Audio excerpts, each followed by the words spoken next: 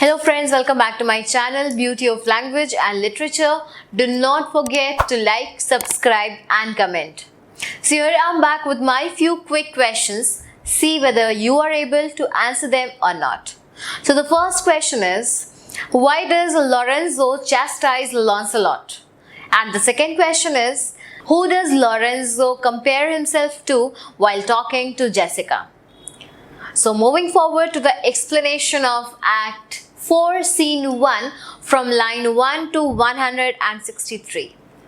So this scene takes us back to Venice, where the courtroom has been made ready for Antonio's trial. The Duke greets Antonio and expresses pity for him, calling Shylock an inhuman monster who can summon neither peace nor mercy. Antonio says that he knows that the Duke has done everything that he could lawfully do to counter Shylock's malicious intentions.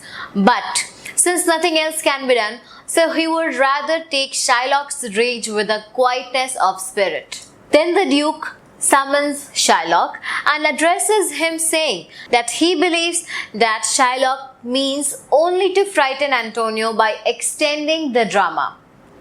And he says that no one believes that Shylock actually means to inflict such a horrible penalty on Antonio, who has already suffered on the hands of ships. Shylock reiterates his intentions and offers no explanations for his insistence. He simply says that some hatred, just like some passions, are lodged deep inside a person's heart, and that he hates Antonio, and this reason is enough. Bassanio, who has arrived from Belmont, attempts to argue from Shylock, but Antonio stops him, telling that it's of no use. He says that predation and cruelty comes naturally to some men as they do to wolves.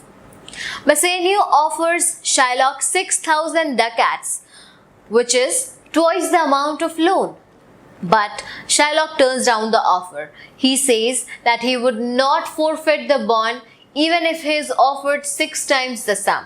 When the Duke asks Shylock how he could expect mercy when he could offer none, then Shylock says that he has no need of mercy because he has done nothing wrong.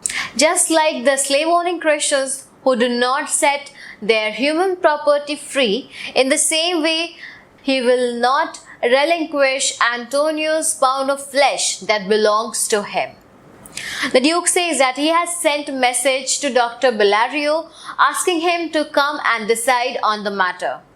But then the news arrives that a messenger has come from Bellario and Salarino runs off to fetch him. Bassanio then tries to cheer up the despairing Antonio, but he gets no success.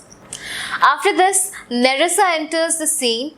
After this, Nerissa enters into the courtroom disguised as a lawyer's clerk. She offers a letter to the Duke. Shylock, on the other hand, whets the knife, anticipating the judgment to be in his favor. Gratiano curses him and calls that he is a man with the soul of a wolf. Shylock ignores the slurs and he simply resolutely states that I am down here for law. The Duke alludes to the fact that the letter which is sent from Bellario mentions that he has sent a young learned lawyer, Dr. Balthazar, to look into the matter, and orders disguised Nerissa to fetch the man into the court. The Duke further reads the letter and then finds out that Bellario is ill, and that was the reason he could not come to the court. But then he has sent the young learned lawyer, Dr. Balthazar, to see the case in his place. So this is how the first part of the first scene ends. Now let us move on to the analysis of the scene.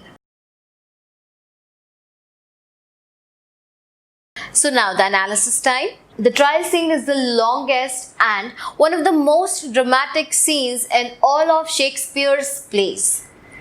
The portion of the scene before Portia enters the courtroom, the scene shows a triumphant and merciless Shylock.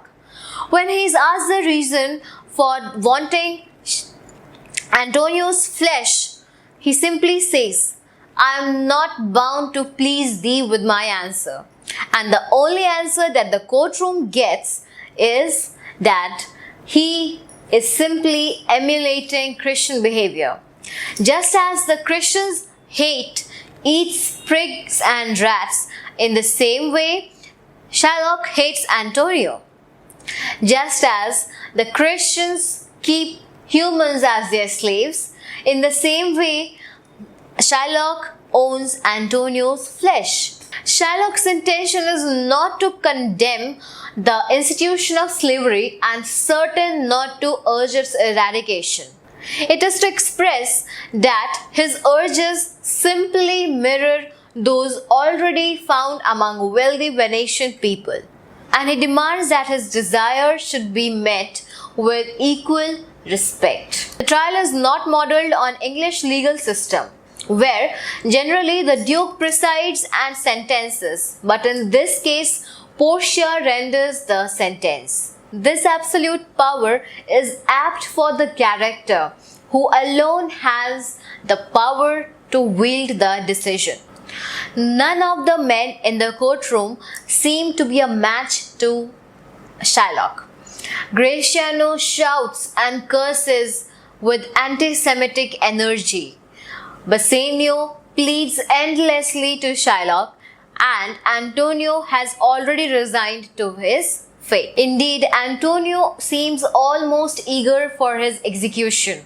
He says, "I am the tainted whether the flock meetest for the death." He has been melancholy from the beginning of the play itself, and now he has found the reason to suit his unhappiness. Antonio may be the subject of Shylock's hate, but he is more of an antagonist than a victim. Now it is completely left on Portia to put a stop on the moneylender and restore comedy in the play, which is something in short supply in Shylock's courtroom. So this was it, children. Quite a long act, but then have patience, it will end soon. So stay tuned to find out what happens further in the courtroom, whether Shylock will have justice or Antonio's life will be saved. This is me, Beauty Bharadwaj. Stay happy, stay healthy, stay safe. Thank you.